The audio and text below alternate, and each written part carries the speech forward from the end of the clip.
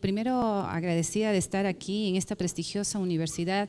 Sin lugar a duda me llené de mucha nostalgia cuando llegué acá al parqueadero porque mi madre estudió aquí y cuando era pequeñita me traía clases. Así que mientras ella estaba en clases me ponía en el aula de al lado. Ella estudió en Filosofía, Ciencias de la Educación y me llegó nuevamente esos recuerdos. Después de tantos años regreso acá y me siento honrada verdaderamente y agradecida de estar aquí presente el día de hoy. Además, agradecida también por la presencia de cada uno de ustedes, porque sin lugar a duda esto es un tema bastante significativo el que vamos a tratar el día de hoy. Estoy tratando de romper un esquema. ¿Sí? El día de hoy no voy a tener una presentación, no me agrada mucho el tema de venir aquí y únicamente que ustedes me escuchen, todo lo contrario, es el tema de tener una participación activa, más ahora porque estamos viviendo algunos fenómenos que están cambiando literalmente a la sociedad. Estoy involucrada en este momento en un proyecto de investigación, no solo local, sino de manera internacional, para entender qué es lo que está sucediendo con la comunicación. Y uno de los autores con los que me siento bastante identificada es Zygmunt Bauman. Me interesa mucho el hecho de poder entender qué era lo que él proponía en su debido momento. Y claro, el tema de hoy tiene que ver referente al dogmatismo de la modernidad sólida versus la incertidumbre que vivimos de la modernidad líquida. ¿Sí? ¿Qué es lo que estamos viviendo en el tema de la comunicación? ¿Qué está sucediendo en algunos países en Europa? Está ocurriendo un fenómeno, el cual estamos investigando, que llama mucho la atención, porque para tratar de evitar que muera la comunicación tradicional, muchos países se han involucrado en una política para nuevamente darle luz y cabida a aquellos medios tradicionales que en su debido momento eran medios hegemónicos. Para citar un ejemplo, en Alemania actualmente el tema de la correspondencia a través del buzón, que se suponía que con el tema de las nuevas tecnologías de la información y la comunicación iban a tener un cambio drástico. Aquí en el Ecuador es un claro ejemplo. Trabajé por años para Correos del Ecuador y ahora la empresa literalmente no existe. ¿Sí? Sin embargo, en Alemania pasa algo sui generis. La correspondencia existe y se mantiene viva. Mis dos hijos estudian en Alemania actualmente y cuando tengo la oportunidad de visitarlos, les digo, hijos, ¿qué les parece este tema de esta manera de cómo ustedes manejan la comunicación? Y para ellos al principio era inaudito, para los dos. Me decían mis dos hijos, mami, todavía no sé por qué tenemos que manejar la burocracia de esta manera. Bueno, la burocracia en Alemania funciona.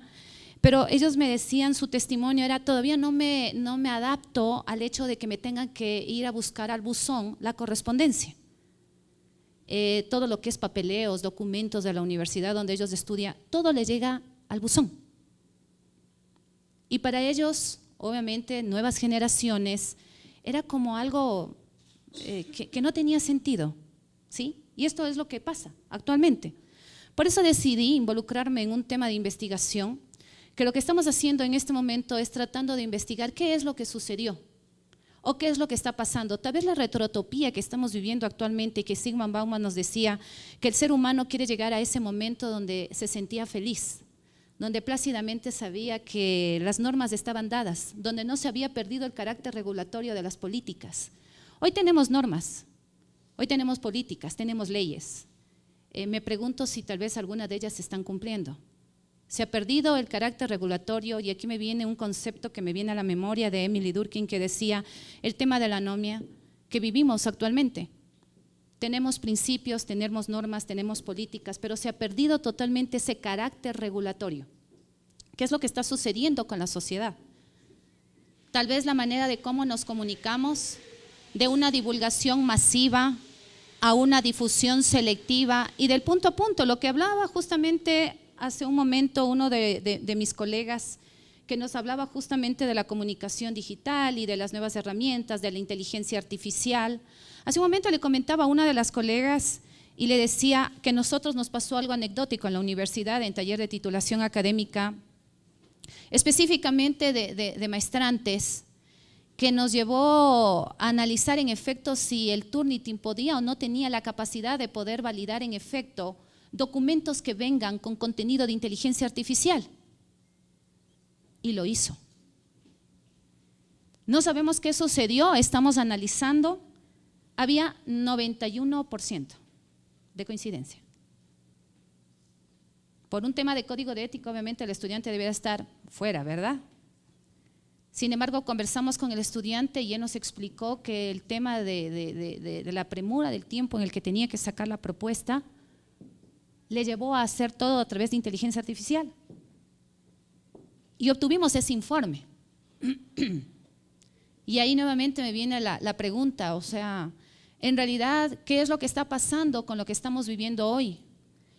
El nuevo modelo comunicacional, este nuevo paradigma comunicacional que actualmente estamos viviendo, nos está llevando insospechadamente a tener una forma, una conducta de vida totalmente diferente. En realidad, el hecho de esa norma, como lo vivíamos, producto del dogmatismo en el pasado, en el que sabíamos, bueno, pues yo tengo mis años encima, ¿no? Ya estoy escalando el 5.º piso, entonces es como que de alguna manera yo viví ese proceso de cambio, de lo que vivíamos de una modernidad sólida, donde sabíamos que los horarios, donde sabíamos que la vida ya estaba casi que literalmente hecha. Es así como yo lo veía la vida. Insospechadamente de repente tuvimos un cambio y hoy vivimos una incertidumbre a diario. No sabemos con qué noticia nos vamos a despertar, no sabemos en efecto qué es lo que nos deviene la vida y por eso hacía justamente este tema de analogía a través de Bauman respecto al tema de la comunicación líquida. Hay un periodista que es bastante interesante escucharlo y que también hace mucha mención acerca de algunas teorías que han venido cambiando este concepto tan importante de la comunicación, y es Fernando Vallespín, que es bastante interesante escucharlo de Casa de América, donde nosotros podemos tener contacto y saber en efecto que la comunicación depende o es un tema cultural, ¿acaso este profundo cambio que se está dando? Este revulsivo notable que hemos visto, esta forma de cómo hacemos comunicación, ¿verdaderamente tiene que ver respecto a un tema cultural? ¿Acaso hay una incidencia cultural? Tal vez alguien de mis colegas que se encuentran aquí presentes, ¿creen ustedes que es un tema de incidencia cultural? ¿Piensan tal vez que hay algún patrón comportamental, conductual que está haciendo que cambie el concepto de la comunicación? ¿A dónde nos está derivando todo esto? ¿Por qué estamos propuestos en tener que validar en efecto que la comunicación tradicional no ha muerto y se mantiene más viva y vigente? Si bien es cierto, hoy hablamos de la comunicación digital, hablamos de que si hay una frase que me encanta de Alvin Toffler que decía que el peor analfabetismo del siglo XXI no es el hecho de no aprender a leer, escribir o hablar otro idioma, sino que simplemente es no tratar de aprender a desaprender y reaprender. Y Alvin Toffler decía que realmente ese sí va a ser el verdadero analfabetismo que estamos viviendo en la actualidad. Pero aquí me lleva a otra pregunta y es, ¿acaso los procesos endoculturales no han sido capaces de poder generar esa transferencia generacional? ¿Cómo vivíamos las generaciones? Producto de una transferencia generacional, ¿verdad? Así era el dogmatismo. ¿Qué es lo que está pasando con la parte de la cultura? ¿La estamos perdiendo? Hay un tema de multiculturalidad, interculturalidad. Tenemos una incidencia cultural. Les comento algo. Cada país tiene un observatorio transcultural. Sin embargo, muchas de las veces no hemos tenido esa capacidad de poder ir adoptando y adaptando en efecto los escenarios que estamos viviendo en la actualidad. Alguien me decía una vez, y bueno, aquí quiero hacer una pequeña reflexión, me decía, es que la comunicación ha sido secuestrada por el marketing. Yo soy marketera, ese es mi título de pregrado, yo soy ingeniera en marketing. Pero cuando decidí estudiar comunicación sabía que algo le faltaba a mi profesión y decidí volcarme a la comunicación totalmente, porque sin lugar a duda esa va a ser la llave que me va a llevar al futuro. La sociedad, como está enfocada en este momento, nos lleva a la triste historia de pensar, y con esto no es que quiero claudicar y no quiero pensar que la sociedad ha claudicado en el hecho de creer que ya no hay esperanza. Se esperaba una pequeña resiliencia social, porque la resiliencia económica no se dio post-pandemia. Pero en la actualidad sabemos que en efecto estamos viviendo un escenario totalmente distinto. Ahora vivimos un momento de guerra, ¿verdad? Y el proceso de la desinformación, empezó la máquina de fango. Me acuerdo lo que decía las palabras Humberto Eco. Se prende la máquina de fango y comienza nuevamente el proceso de la distorsión deontológica de la comunicación. Y esa máquina de fango, ¿a dónde nos lleva? A entender en efecto que el mundo está envuelto en un nuevo paradigma comunicacional. Se hablaba que a partir de la comunicación digital viviríamos un proceso de desintermediación, porque todos nos convertiríamos en actores comunicativos de una sociedad de la ubicuidad, derecho que por cierto nos asiste a todos, ¿verdad? Como parte de esta sociedad. Pero, ¿qué es lo que pasa realmente en la actualidad? ¿Se ha profanado el proceso comunicacional? Hay algo que está pasando aquí en el Ecuador. Estoy haciendo un análisis con otros colegas justamente para identificar por qué algunas escuelas de comunicación están cerrando. Creo que esto no es un tema que no lo sepamos. Hay muchas universidades que están cerrando las escuelas de comunicación porque literalmente no hay candidatos o nadie quiere continuar estudiando comunicación. Por respeto no voy a mencionar las universidades que en este momento nos encontramos en este proceso de investigación. Y lo que estamos haciendo es devolvernos a las aulas, a los colegios. Sabemos que más allá que la comunicación sea un eje transversal dentro de una organización y la importancia que tiene el proceso de la comunicación, lo que está pasando es que con la nueva manera o con el nuevo paradigma comunicacional que estamos viviendo actualmente, está provocando un cambio generacional, que probablemente Latinoamérica todavía está tratando de investigarlo y analizarlo, lo que no sucede en Europa, donde ya las políticas de Estado están justamente direccionadas a mantener esos procesos de comunicación tradicional, para que la misma no muera. Hay una población que estudiamos en alguna ocasión, ultra ortodoxa, Meashagin, espero haberlo pronunciado bien, donde ellos decidieron quedar en los procesos arcaicos de la comunicación con el objetivo de que no se pierda este proceso que es tan importante, que más allá de verlo como una simple herramienta, es una necesidad que tiene el ser humano en el comunicarnos en el día a día. Y tratar nosotros como el cuerpo docente, concientizar en efecto la necesidad que tenemos de no perder nuestras verdaderas raíces. Y esto es a donde iba respecto al tema de la cultura. El proceso endocultural capaz que falló. ¿Qué es lo que está pasando con algunas marcas? Y aquí voy a topar un tema interesante. Nike decidió cambiar su proceso y su estrategia de comunicación. Nike es una de las marcas líderes en el mercado en el tema de deporte, porque representan a algunos profesionales en el ámbito y también porque es líder mundial. Sin embargo, ellos decidieron eliminar sus canales indirectos, porque uno de los procesos que ellos manejaban era justamente no tener un local físico, sino manejarlo a través de distribuidores, es decir, a través de canales indirectos. Y se dieron cuenta que la marca estaba teniendo un impacto fuerte en el reconocimiento valorativo de los públicos de interés. Su reputación se había visto enmarcada en un problema difícil, primero porque en contexto, el proceso comunicacional ya no iba de manera directa entre yo marca y mi cliente final, sino que había de por medio un intermediario, mi canal indirecto, las tiendas que se encargaban justamente de vender mis productos. De repente la marca comenzó a tener problemas de capital reputacional. Su capital reputacional se vio totalmente afectado y esto obviamente provocó hacer un cambio en la estrategia.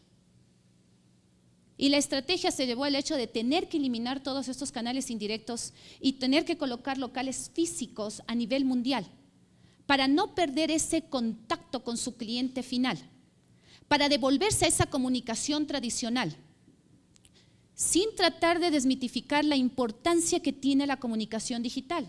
Es que no podría ser de menos. Lo profeso. Es parte de mi trabajo todos los días. Asesoro empresas y organizaciones con el objetivo de que no mueran en el intento de tratar de desaprender a reaprender y tener que involucrarse en este proceso nuevo de la comunicación, que por cierto no es tan nuevo, pero que cada vez va ganando una gran relevancia, producto tal vez del miedo, del temor, de la incertidumbre que actualmente vivimos. La comunicación líquida nos lleva a otro fenómeno. Una de las cosas que me llamó la atención una vez, y lo cuento a modo de hacer un pequeño paréntesis, es que una empresa me llamó y me dice, mira, tenemos un inconveniente. Era una empresa grande aquí en el Ecuador, por un tema de contrato de confidencialidad, pues me voy a abstener a decir el nombre. Sin embargo, esta empresa se blindó ante el linchamiento mediático en el tema de las redes sociales. Fue justamente en el tema de la pandemia, porque me llaman y me dicen, mira, tengo que pagar el tema de lo que se paga en abril, los fondos, me parece que es las utilidades. Y me llama la empresa y me dice, vamos a tener que pagar las utilidades. Y le digo, ¿ya lo hicieron? Sí. ¿Cuánto les pagaron de utilidades? $5. Híjole, me quedé así como que dije, Dios mío, y ahora todo el ataque que nos va a venir, creo que debieron habernos avisado antes que iban a pagarlo para que nosotros tengamos la capacidad de poder como comunicadores, porque sabemos algo claro en la comunicación, podemos solventar las crisis, pero no podemos evitar el riesgo que esto vuelva a volver a pasar. Y eso es lo que a veces no tenemos en claro en la comunicación. Sí, en efecto, atacamos la crisis, pero ¿y el riesgo de que vuelva a producirse? Como les digo a mis estudiantes, esto es como cuando te da un problema de garganta. Tú puedes atacar la enfermedad en ese momento, pero que evites que te vuelva a pasar. Sabes perfectamente que lo puede pasar mañana o lo puede pasar el siguiente mes o con el mejor de las suertes después de 3 meses. Sin embargo, cuando me llamó este grupo de varias empresas, me dice, mira, ya pagamos. Y fueron $5. De inmediato tuvimos que actuar para tratar de enfrentar todo el fenómeno que se nos venía por encima. Era delicado el tema, primero porque es una empresa muy reconocida en nuestro país, y me decían, mira, tenemos un inconveniente, hemos fracasado en el intento, vamos a silenciar nuestras redes sociales. Y yo le decía, pero bueno, la única alternativa que tenemos es que ante este blindaje que vamos a hacer como empresa, lo único que estamos evitando es el linchamiento mediático, pero no estamos haciendo nada con el caos que se nos está produciendo internamente. No hacemos nada si nosotros no vamos a salvaguardar lo poco que nos queda y no vamos a poner en riesgo uno de los activos más importantes para la organización, que era nuestra imagen. Obviamente no hubo coherencia entre las prácticas empresariales y la filosofía de la empresa como tal. Hubo una falta de coherencia y esas actuaciones obviamente nos llevaron al hecho de que tuvimos que tratar de llegarnos al personal uno a uno, aparte de que emitieron una carta diciendo que aquella persona que no se sienta de alguna manera segura o que no se sienta bien con este pago, pues podría salir de la empresa. O sea, en vez de apaciguar el problema, lo que hicieron fue generar un mayor caos. Y recuerdo que les dije, no podemos hacer nada en redes sociales. El ataque vino, hay una herramienta que me encanta, se llama Talkwalker, y usamos la herramienta y nos dimos cuenta que la mayoría de las personas que generaron ese incendio dentro de las redes sociales eran las familiares de los empleados. Era la familia, la que de inmediato a través de todas las cuentas, no solo a través de Twitter, no solo a través de Instagram, lo hicieron a través de todo lado. Y ahí yo le decía, me acuerdo a una de las personeros, les decía, hagamos algo. Y me decía, ¿qué podemos hacer? La comunicación líquida. Utilicemos una estrategia comunicacional. ¿Cómo son los líquidos? Se mueven y adoptan la forma que los contiene, ¿verdad? Así funciona la comunicación líquida. Por eso es que hablamos de la incertidumbre actualmente. No sabemos cómo la comunicación seguía o a dónde nos va a llevar. Así que lo que hicimos es justamente tratar de entender lo que estaba sucediendo. Y sabíamos que la plática que íbamos a mantener en las redes sociales únicamente lo que iba a abonar era a fortalecer o capaz tratar de visibilizar en algo lo que la empresa hacía a favor de sus empleados. Pero le toparon su bolsillo. No era suficiente. Muchos decían, yo ya tengo ese monto de dinero listo para utilizarlo. O sea, ya la tenían gastada. Y de repente en sus cuentas vieron $5. Era inaudito pensar o creer que en efecto lo que estaba sucediendo nos iba a llevar a un camino seguro. Así que cambiamos la estrategia y comenzamos a formar grupos. No era suficiente hablar con los embajadores de marca que tenía la empresa y comenzamos a hablar con aquellos líderes silenciosos. Hay muchas organizaciones que lo que más tienen son líderes silenciosos. Aquellas personas o aquellas figuras no tan visibles dentro de la organización, pero que tienen esa capacidad de poder manejarlos a sus compañeros, que tienen esa capacidad de poder allegarse a ese mundo que probablemente a veces se nos hace difícil,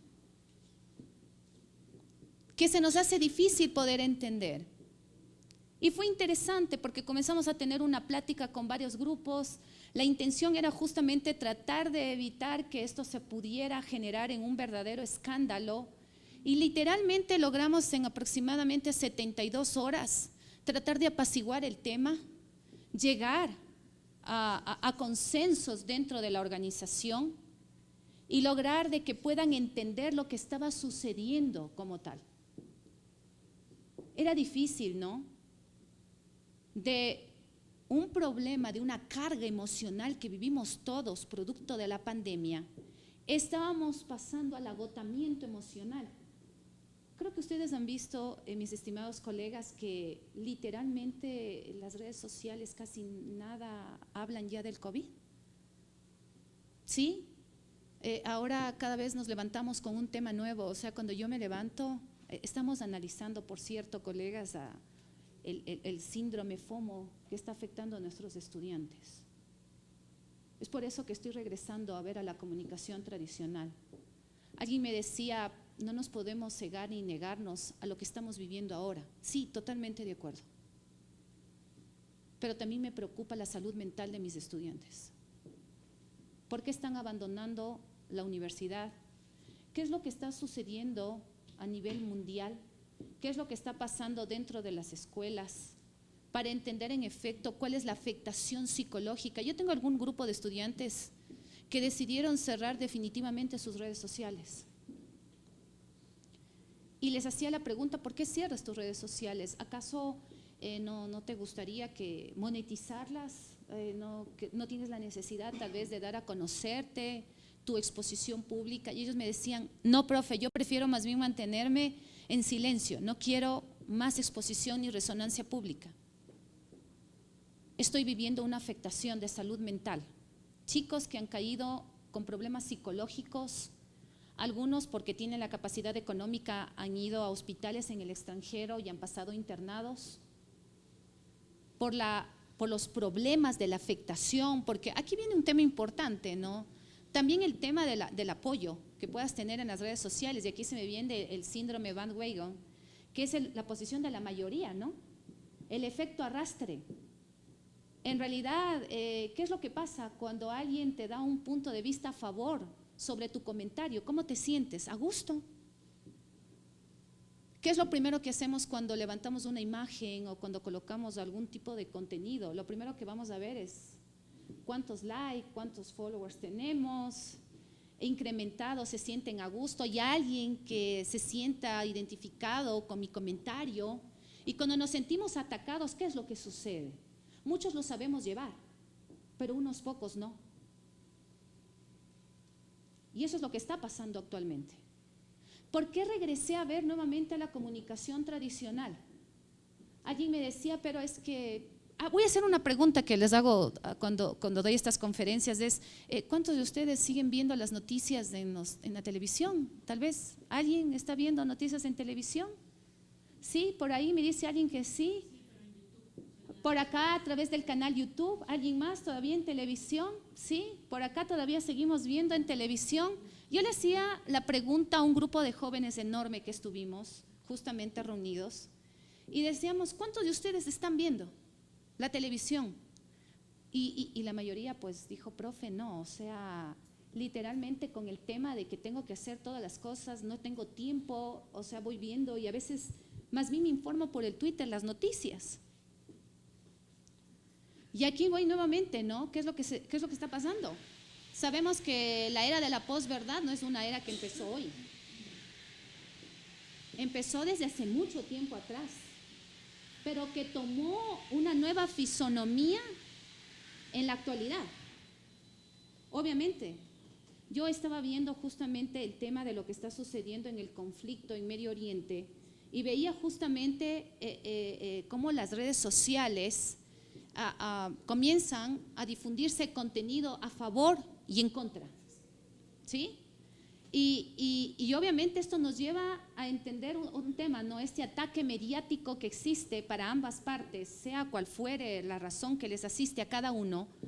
Pero hay muchos jóvenes que me decían el día de ayer, profe, no estamos de acuerdo con lo que estamos viendo, no tenemos canales de información que en efecto nos permitan considerarlos que son fuentes de información verídicas y fidedignas. Y yo les preguntaba, chicos, ¿y ustedes en realidad qué es lo que sucede? ¿Cómo se ven, a favor o en contra? Y me decía, profe, yo por solidaridad, porque me da pena por lo que estoy viendo y por los comentarios que leo en redes sociales, es que le doy un like o apruebo lo que estoy viendo. Pero no porque necesariamente esté informado. Y aquí viene el efecto underdog. ¿Y qué es lo que pasa con la humanidad? La humanidad piensa que por el hecho de darle un apoyo de solidaridad, un voto de confianza, un respaldo en tu comentario, estás de alguna manera identificándote con el común denominador. Y muchos jóvenes me decían, profe, o sea, yo preferiría más bien tratar de tener la oportunidad de tener el mayor respaldo en redes sociales. Y aquí viene una lucha interna, ¿no? Dos síndromes importantes que de alguna manera en la comunicación no lo analizamos desde varias perspectivas, pero que pueden poner en afectación la salud mental. Las empresas están con agotamiento. Hay muchas empresas que están agotadas, que prefieren mantener sus redes sociales totalmente silenciadas. Podríamos hacer un ejercicio, pero creo que como colegas ustedes ya lo saben. Hay muchas empresas que en este momento, ya sea ámbito público, instituciones públicas, y empresas privadas, lo que han hecho como estrategia comunicacional es literalmente blindarse. No los voy a mencionar por respeto, pero cuando converso con sus gerentes y directores de comunicación, me dicen, la única manera para poder solventar y evitar que pueda poner en riesgo uno de mis activos intangibles más importantes es tratar de silenciarlas. No tengo de otra. Estamos desgastados. Tengo un equipo enorme que se encarga de combatir las redes sociales, pero ya no me es suficiente. El ataque viene por todo lado. Y ahí nuevamente viene esta reflexión. Anteriormente esto creo que no pasaba, o por lo menos yo no lo veía así. Analizando en el proceso en el que estoy y en la investigación que estamos haciendo algunos colegas, no solo local, sino internacionalmente, decíamos, ¿qué es lo que está pasando en el mundo exterior? En realidad, el proceso que estamos viviendo como agentes de cambio que somos, nos lleva a entender que vamos a tener un mundo mejor o vamos a claudicar en el camino. Hay unas estadísticas que llaman la atención, colegas. Qué bueno que aquí eso no esté sucediendo. pero hay muchas universidades que están cerrando sus escuelas de comunicación y que únicamente lo que van a hacer es tratar de graduar los que ya están en esas escuelas. Cuando visito colegios, actualmente estoy visitando algunos colegios para tratar de motivar en efecto la importancia que tiene la comunicación. Más allá de verlo como una estrategia, es un proceso que desde pequeños nos obliga a todos a comunicarnos, ¿verdad? Desde que somos pequeños, tal vez con un gesto, tal vez con la comunicación no verbal, como lo hace un bebé al momento de nacer, cómo quiere dar a conocer lo que siente, lo que cree, lo que piensa. En uno de los colegios que visité, alguien me decía, uno de los estudiantes me decía, qué bueno que nos den esta oportunidad de entender en efecto por qué la comunicación no ha muerto y está más vigente y está más viva que antes. Estamos olvidando la responsabilidad que tenemos como seres humanos, que lo único que no puede morir es esto, la comunicación. Más allá de haber pasado de un proceso transformacional, más allá de haber vivido un proceso diferente y muy diferente al que actualmente vivimos, tal vez nuestros hijos, nuestros estudiantes no lo vivieron en el pasado, solo han escuchado aquellos testimonios que les brindamos los padres o los profes, como digo yo. Pero ellos están viviendo un mundo totalmente diferente y a veces algo chocante. Recuerdo que la última vez mi hijo estaba preocupado y me decía, mamá, me voy a acercar a la oficina de extranjería porque aún no me ha llegado mi documento de residencia, porque les dan una como cédula de residentes con una periodicidad, ¿no? Con un tiempo con el que van a quedarse establecidos en un país. Y me decía, mami, ya no puedo más. Yo le decía, hijo, pero recién han pasado 72 horas de lo que tuviste la cita. Espera nomás, ten paciencia. Producto de la inmediatez, nuestras nuevas generaciones quieren todo para ayer. Antes de venir acá, le decía a mi colega, tengo un montón de llamadas porque todo el mundo me dice, profe, ya están las notas en la plataforma y todo. Yo ya no sabía qué responder en los mensajes y comencé a colapsarme y les dije, a ver chicos, voy a entrar a una conferencia. Salgo de la conferencia y encantada del mundo seguimos viendo temas de calificaciones. Y es esto, ¿no? Esto cómo lo vivimos de manera tan apresurada. Esta nueva modernidad. Esta modernidad que muchos decían que murió en el 2017 cuando murió Zygmunt Bauman. Por eso lo consideran un cientista futurista.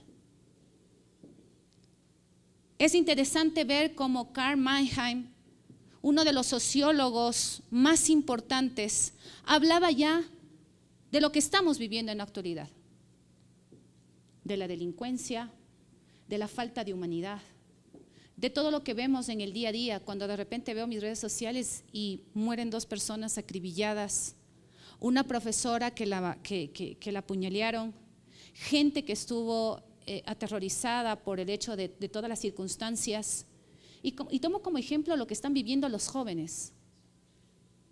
¿Qué es lo que estamos haciendo en este momento con un grupo de jóvenes? Estamos haciendo un experimento social para saber en efecto si sus patrones conductuales y comportamentales están cambiando producto del hecho de estar fuera de redes sociales. Estamos queriendo saber en efecto cuáles son esos resultados. Vemos que al principio fue complicado porque estaban acostumbrados a tener la noticia del día. Si usted es de las personas que se levanta y lo primero que coge es su celular, tiene un problema.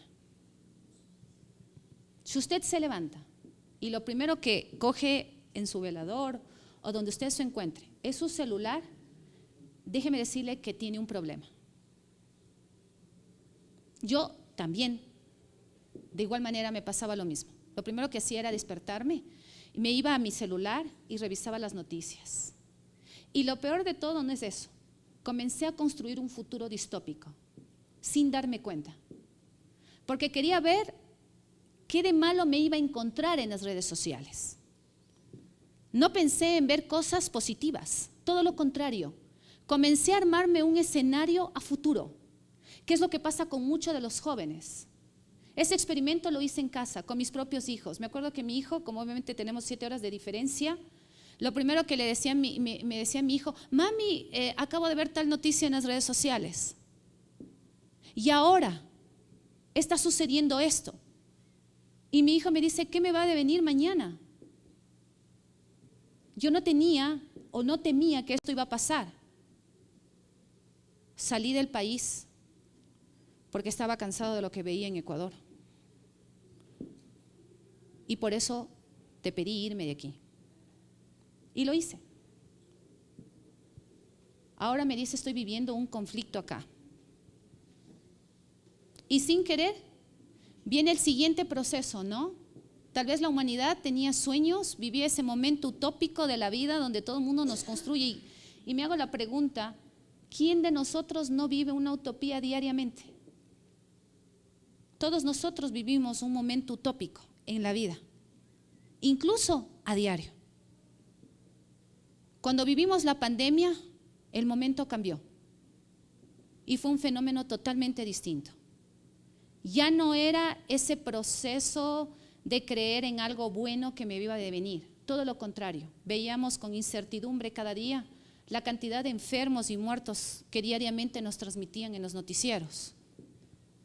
Y muchos no nos desprendíamos de los canales de televisión para tratar de estar debidamente informados, entre comillas lo digo yo. Y luego vino el siguiente proceso, una retrotopía. No sé si han visto, mis estimados colegas, cómo vemos en las calles modas que fueron de hace mucho tiempo atrás. Sí, ha vuelto una moda bastante interesante. Yo veía, ¿no? Yo les decía a mis estudiantes, bueno, esa moda fue cuando yo era todavía más peladita, de unos 15 años, 14 años. Y ahora lo veo. Pero no es un fenómeno que está pasando en Latinoamérica, no es un fenómeno que está sucediendo en Ecuador, es un fenómeno mundial. ¿Qué es lo que justamente buscamos a través de todo esto? Que nuestros protagonistas, los más importantes, nuestros estudiantes, quienes de alguna manera nos van a representar en ese futuro, tengan la probabilidad de ver a la vida de manera distinta, sin perder el concepto más importante del ser humano, la comunicación, porque esta no puede morir. Cuando alguien me dijo, el marketing acabó literalmente de secuestrar a la comunicación y me daban su respaldo, yo decía, mira, son 2 caras de una misma moneda. A la final las 2 dependen de la una y de la otra. ¿Y por qué hago la mención del marketing? Porque muchas veces se confunden los conceptos. He visto con temerosidad cómo a veces hay una falta tal vez de una ideología clara de lo que representa la comunicación y qué es lo que hace el marketing. Y yo levantaba la mano y decía, aquí hay una marketera comunicadora. Y yo hoy soy más comunicadora, porque me di cuenta que la estrategia está ahí, que el marketing no va a morir, pero que si la comunicación no hacemos algo importante, probablemente sí va a morir. Y aunque todavía pasa siendo una simple teoría, es lo que no queremos que pase a futuro. Yo no me siento a gusto verme reemplazada por ningún ser inanimado. Hay una en la red social, no sé si alguien ha visto en Instagram, a Lili Miquela, creo que se llama. Yo les mostraba a los estudiantes, decía, qué chica más bonita, me siento súper identificada. Sí, profe, yo le sigo. Yo me he visto como ella y yo utilizo las marcas que ella utiliza. Le digo, ¿y qué te parece? No, pues me dice, para ser asiática, súper bien. Tiene unos rasgos físicos súper bonitos. Le digo, ¿sí sabes que ella no es un ser humano? Tú te estás identificando con alguien que no es un ser humano. Y me decían, profe, no lo sabía. Yo pensé que era un ser humano. No es un ser humano. Entonces, ¿a qué quiero llegar con esto? A que en definitiva la comunicación está más viva que nunca, en que probablemente los seres humanos estamos perplejos frente a la pérdida de identidad que muchos hemos vivido de nuestras generaciones, producto del dogmatismo, del cual nos centraba a los humanos a vivir con una norma de vida ya previamente definida. Teníamos una norma de vida. Yo me acuerdo que en mi época, no sé si, bueno, yo veo aquí bastantes colegas, no sé si sean muchos de mis generaciones, pero veo también colegas jóvenes, que yo tenía las fichitas de Yetel para hablar por teléfono. Y me acuerdo justamente que yo andaba a cargar una fundita de fichas para poder hacer llamadas telefónicas. Y ahora tenemos la oportunidad de tener un equipo celular con el que me puedo comunicar de manera inmediata en el momento en el que lo necesite. ¿Sí? Aquí me viene otra pregunta adicional. ¿Qué está pasando en Europa? ¿Qué fue lo que ellos vieron que probablemente necesitamos ver acá? ¿Por qué le estamos nuevamente dando la facultad de que los medios tradicionales nuevamente se conviertan en esos medios hegemónicos? ¿Por qué nuevamente la comunicación tradicional se está convirtiendo en esa esperanza para aquellos países que probablemente sentían que el modelo comunicacional que actualmente vivimos debía llevarnos a un mundo totalmente distinto, diferente? ¿Qué es lo que está sucediendo con aquellos jóvenes que están abandonando redes sociales? ¿Por qué lo hacen? ¿Qué es lo que está pasando con nuestros jóvenes que se quitan la vida? Hay un clamor de parte de los habitantes de Corea del Sur. El número de suicidios fue más alto que el número de muertos por COVID en Corea del Sur. Es un clamor enorme de parte de la población coreana para saber qué es lo que está sucediendo. El número es más alto que los muertos por COVID. Algo está sucediendo en la sociedad, algo está sucediendo con nuestras nuevas generaciones. Y si no tomamos en consideración la responsabilidad que tenemos como docentes, quienes estamos aquí obviamente, y no conocemos a fondo cuál es la problemática que están viviendo nuestros estudiantes, no vamos a comprender entonces por qué es tan importante mantener viva la comunicación. Y cuando lo digo la comunicación no lo hablo de manera fragmentada o tal vez allanándome al tema de la comunicación tradicional, sino la comunicación en sí. ¿Qué es lo que sucede? Una de las cosas que me llamó la atención y que por eso levanté la mano en la institución donde trabajo y les dije es necesario hacer un análisis y un proyecto de investigación al respecto, es cuando una vez le pedí a un joven, me acuerdo en las clases, y le dije, oye, guarda un momento tu equipo. No me escuchó la primera vez y yo sabía que estaba jugando y estaba desesperado. Y le dije, préstame un momento tu equipo, te lo devuelvo al final. Entró en un proceso de desesperación. Estaba totalmente desesperado. Comenzó a sudar frío. Yo le vi que se puso mal y le dije, ¿qué te pasa? Y me dijo, profe, no puedo dejar el celular. Si usted me lo retira, me desespero. Tengo un problema enorme de ansiedad y quiero que usted me comprenda. No puedo controlarlo. Si usted me retira el celular, me voy a desesperar peor. Solo el hecho de que lo tenga en mi mano ya me da paz. Así no juegue. Ya me da calma el tener este equipo en mis manos. ¿Cuántos de nosotros vivimos el mismo problema? ¿Cuántos de nosotros estamos viviendo en casa este problema? Los comunicadores tenemos algo de sociólogos, ¿no? Yo he tenido que involucrarme mucho en el tema de la sociología y la antropología para poder entender la parte cultural y la parte comportamental del ser humano. Pero en realidad, ¿qué es lo que nos está haciendo falta? Cuando este estudiante me mostró esta desesperación que tuvo al momento de que le querían retirar su equipo celular, me di cuenta que algo no estaba funcionando. Y yo le decía, ¿qué es lo que te falta? Me decía, profe, yo prefiero más bien ¿por qué no hacemos algo interesante con mis compañeros? ¿Por qué no mantenemos este manejo de la comunicación tradicional? ¿Por qué no nos enseña algo de ello? ¿Por qué no nos permite tener ese enfoque también y seamos nosotros los que decidamos? La decisión puede venir por parte de nosotros. A eso súmele que tengo estudiantes que ya no regresaron a clases en este semestre. Se retiraron de la universidad por problemas psicológicos, producto de lo que estábamos viviendo. Y alguien me puede decir, no sé si en el auditorio, Cintia, capaz que como consultora tú no profesas también el tema de la comunicación digital, y les voy a decir que sí. Mis alumnos actualmente en taller de titulación académica están haciendo sus proyectos de graduación en base a la comunicación digital.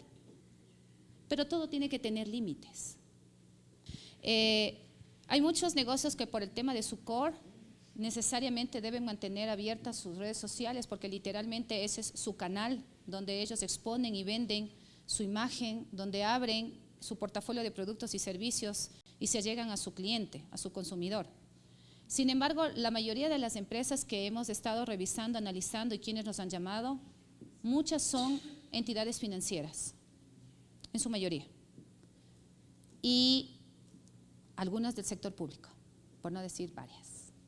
El sector público se ha tomado por esa estrategia tan vaga de cogerlo, y lo digo abiertamente, que no estoy de acuerdo, de blindarse ante el linchamiento mediático, cerrando sus redes sociales y únicamente autorizando para quienes verdaderamente vayan a dar un respaldo, un comentario positivo, lo puedan hacer. Pero sí, actualmente el segmento financiero es el que está involucrado en el hecho de silenciar sus redes sociales.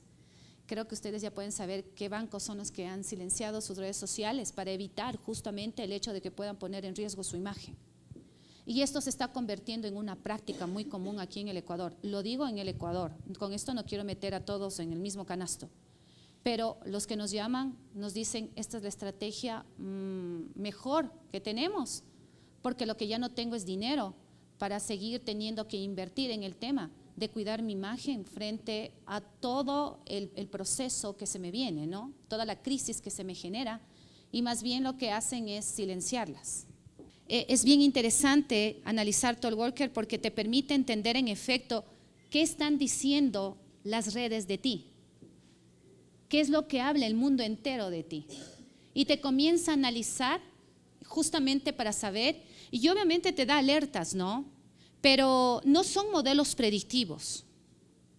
Yo pienso que hasta ahora ninguna organización tiene la capacidad de poder tener diseñado un modelo predictivo que te permita saber a qué momento voy a tener que lidiar con un problema. Todavía no existe ese tema. No sé si alguien más quiere hacer una pregunta, discúlpenme, creo que como colegas sabemos que cuando cogemos el micrófono nos vamos de largo y claro, me ha encantado mucho estar aquí, verdaderamente estoy muy emocionada. No sé si alguien más tenga algún tipo de pregunta. Solo tal vez una última reflexión. Si usted se levanta y es la primera cosa que coge su equipo, hay un problema. Piense en eso. Si coge su equipo celular es porque tiene un problema. Muchísimas gracias, les agradezco.